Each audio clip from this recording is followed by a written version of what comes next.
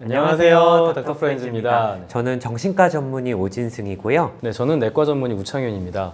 Dr. Friends. 사실 우리가 아이가 태어나면요. 네. 부모님이 아이한테 이름을 지어주고 그렇죠. 아이한테 이름을 가르쳐줘요. 너의 이름은 누구다, 맞아요. 뭐다. 뭐 숟가락 쓰는 법, 포크 쓰는 법, 그리고 화장실 이용하는 법, 네. 밖에 나갔다 오면 손을 씻어야 되는지, 네. 뭐 옷 입는 걸 이렇게 하나하나씩 다 가르쳐줘야 되거든요. 그쵸. 네. 어릴 때 우리가 부모님을 보면 굉장히 거대해. 뭐든지 다 알고 그렇죠. 있는 것 같고, 네. 어떤 부모님들은 젊을 때 잘했던 것들을 자꾸 못하세요. 집안 비밀번호가 기억이 안 난다 이렇게 말씀도 하시고, 하루 종일 휴대폰을 찾으러 다니기도 하고, 네. 심지어 집을 못 찾아서 헤매고 다니시고 경찰서에 가시기도 하고요. 네. 그러면서 사랑하는 가족들 나를 못 알아보시기도 합니다. 이런 병 저희는 사실 치매라고 합니다. 그런데 이제 치매라는 게 결국에는 어떤 그 뇌의 기능이 저하되면서 이게 진행이 맞아요. 되는 거잖아요. 네. 그러면 이게 너무 좀 두려우니까 어떤 것들이 좀 뇌의 기능을 이렇게 좀 저하시키는지 이게 좀 궁금하거든요. 치매의 원인이 혈관성 치매 아. 혹은 노인성 치매 두 가지로 크게 나뉠 수 있고요. 뭐 뇌혈관 질환으로 인해서 이제 발생하는 혈관성 치매는 한 20% 이하예요. 그러면은 80% 정도는 이제 노인성 치매죠. 아. 보통 알츠하이머라고 합니다. 네.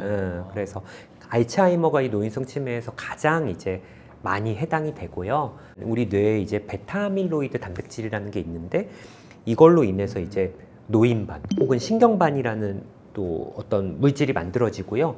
또 타우 단백질로 구성된 신경섬유 다발 이런 것들로 인해서 신경세포가 손상이 돼서 인지 기능이 좀 영향을 받아요. 사실 그래서 치매는 뭐 아직 치료 방법이 없다 이렇게 알고 계시긴 하지만 조기 발견해서 조기에 약을 복용하시고 뭔가 뭐 돌봄이나 이런 것들 재활 같은 걸 좀 받으시면 그래도 이 중증화되는 단계를 몇 년까지 좀 늦출 수가 있어요. 이 몇 년은 엄청 큰 거거든요. 엄청나죠. 그러면은 이게 사실 결국에 시간이 지나면 악화되는 건데 맞아요. 좀 조기에 발견하는 게 정말 중요하겠네요. 맞습니다. 그래서 보건복지부에서는 보통 만 60세를 기준으로 이제 치매 조기 검진을 좀 시행하고 있고요. 치매가 65세 이상, 네. 뭐 7, 80대에서 많이 발병을 하지만 65세 이하, 영어로는 early onset, 우리나라 말로는 조발성, 뭐 초록이 치매라고도 하는데 좀 빨리 오시는 분들도 제법 있고요. 통계마다 조금 다르지만 8%까지 65세 미만 많죠. 네. 그렇기 때문에 40대, 50대라고 안심할 수는 없습니다, 사실은. Dr. Friends. 근데 또 이렇게 치매가 진짜 무서운 게 가족이 함께 좀 이렇게 고통받는 질환이잖아요. 그러니까 저 같은 경우에도 내가 만약에 좀 이른 나이에 치매에 걸린다? 그러면은 진짜 가족부터 걱정이 될 것 같아요. 진짜. 네. 뭐 본인이 누군지도 모르고 또 대소변 실금이 발생하고 이렇기 때문에 정말 간병인이 필수예요. 간병에 대해서도 좀 가족끼리 미리 좀 이야기를 해야 될 것 같은데 여기에 대해서 좀 알아야 될 것들이 있나요?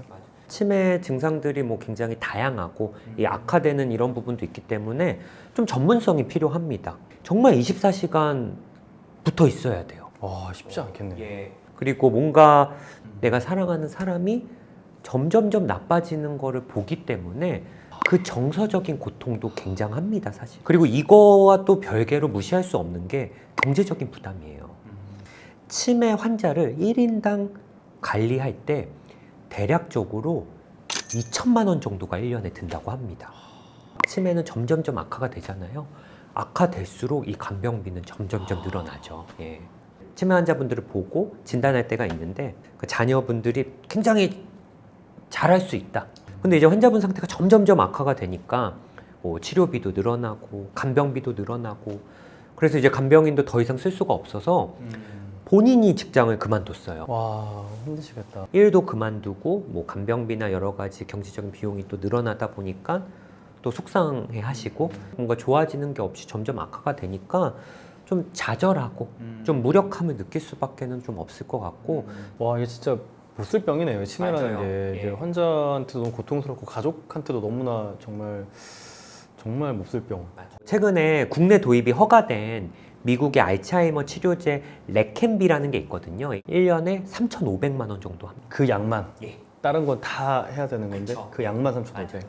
그리고 아까도 말씀드렸다시피 뭐 치료비는 치료비고 그쵸. 그것뿐만 아니라 이제 간병비 그쵸. 그리고 내가 이제 간병을 하느냐고 일을 쉴 때 발생할 수 있는 그런 기회 비용도 있고 좀 거동도 어렵고 하면은 그냥 자가용으로 가는 것도 되게 어렵거든요.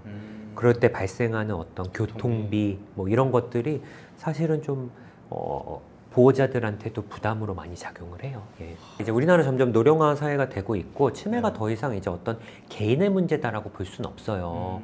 이거를 이제 보건복지부에서는 이런 보호자들의 부담을 좀 덜어주려고 치매와 관련된 여러 가지 지원 정책을 좀 펼치고 있어요. 고령이나 노인성 질환 등으로 이제 일상생활을 혼자서 수행하기 어려운 분들이 있잖아요. 그런 분들의 어떤 신체 활동이나 일상생활을 지원하는 서비스를 제공해서 그 좀 노후 생활의 안정 그리고 그 노인 가족의 어떤 보호자분들의 부담을 좀 덜어주기 위한 사회보험 제도거든요.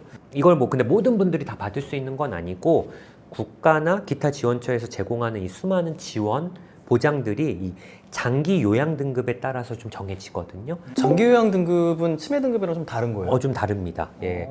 치매뿐만이 아니라 보호자의 간병이 좀 필요한지에 따라서 좀 정해지는 등급이거든요. 요통, 자골통, 간절염, 골절, 뭐 뇌졸중, 사고후유증 뭐 이런 부분들도 장기 요양을 받을 수 있는 질환들 중에 하나 있어서 조금 더 이제 치매보다 조금 더 이제 넓은 개념. 그래서 경제적 부담 능력을 좀 고려해서 의료비도 좀 지원을 해주고요. 시설 같은 데 또 계실 때 간병비, 그리고 입소 비용도 좀 지원을 해주고 재가급여, 집에 계시는 상황에서의 또 급여 지원도 해주고 방문 요양 서비스, 그리고 주 야간 보호 서비스, 뭐 단기 보호 서비스, 방문 목욕 서비스 정말 다양한 사업들을 좀 하고 있어서 내 가족이 좀 치매이거나 뭔가 간병이 필요한 상황이라면 이 부분을 꼭 확인해 보셔서 보호자분들이 이제 좀 몸의 피로, 마음의 짐을 좀 덜어보셨으면 좋겠습니다. 그래서 이 뭐 장기 요양 등급에 따른 어떤 사업 지원은 사실은 뭐 환자나 보호자 입장에서는 뭐 굉장히 고마운 어떤 정책이지만 뭐 전문가인 제가 봤을 때는 좀 부족한 부분이 사실 많습니다. 왜냐면 너무 부담되니까. 맞아요. 네. 그래서 더 큰 지원이 사실 필요한 거는 맞고요. 뭐 재가급여를 받을 때도 등급에 따라 좀 월 한도액이 좀 정해져 있기는 하고 본인 부담금이 15% 정도에 좀 있어가지고 어쨌든 본인이 부담하는 비용이 아주 적지는 않아요. 워낙에 이 전체가 크니까 예. 뭐 한 몇 천만 원이면 사실 뭐 15% 해도 이게 뭐 몇백 이상 되니까 항상. 그리고 뭐 시설급여는 본인 부담금이 15%보다 높은 20% 정도. 예. 그리고 뭐 이것뿐만 아니라 추가로 막 식사, 뭐 상급 침실 이용, 미용비 이런 거는 비급여 부분이라 추가로 또 본인이 지불을 좀 해야 돼요, 사실은. 그리고 뭔가 뭐 구입이나 대여가 필요한 항목도 사용하는 기간과 개수가 좀 정해져 있기도 해서요. 사실은 뭐 앞으로 이제 노인 인구가 늘어나서 뭐 전부 나라가 전부를 책임질 수 있는 거는 좀 어려울 것 같고 뭐 그런 부분에 있어서 뭔가 어떻게 해야 되나 좀 걱정도 되고 좀 마음도 좀 쓰이는 것 같아요. Dr. Friend. 오늘 치매부터 장기 요양 등급까지 한번 다루어 봤는데 우창 선생님 기쁨을 나누면 이런 말이 있잖아요. 기쁨을 나누면 2배가 되죠? 고통과 슬픔을 나누면 그건 절반이 된다고 그렇죠. 배웠던 것 같아요. 맞아요. 그래서 사실은 우리 가족이 힘들 때 뭔가 좀 이런 고통과 슬픔을 좀 나눠서 좀 절반으로 좀 나눌 수 있는 좀 튼튼한 사람이 저는 좀 되고 싶기는 해요. 나는 안 걸릴 거야. 이렇게 그냥 낙관적인 생각을 펼치시기보다는 우리 부모님이 혹은 내가 치매가 걸리면 어떡할까? 이런 대비책들도 미리미리 좀 준비해 주시면 좋을 것 같아요. 알아보시는 것도 좋을 것 같고. 오늘 내용이 좀 도움이 되셨으면 좋겠고요. 예. 굉장히 힘든 병인 것 같아요. 맞아요. 본인에게도 가족에게도 그리고 또 우리 사회가 반드시 더 분명한 어떤 대비책을 만들어야 하는 그런 질환인 것 같아서 앞으로 조금 더 개선되기를 좀 바라면서 오늘 컨텐츠 도움이 되셨기를 바라면서 지금까지 닥터 프렌즈였습니다. 감사합니다.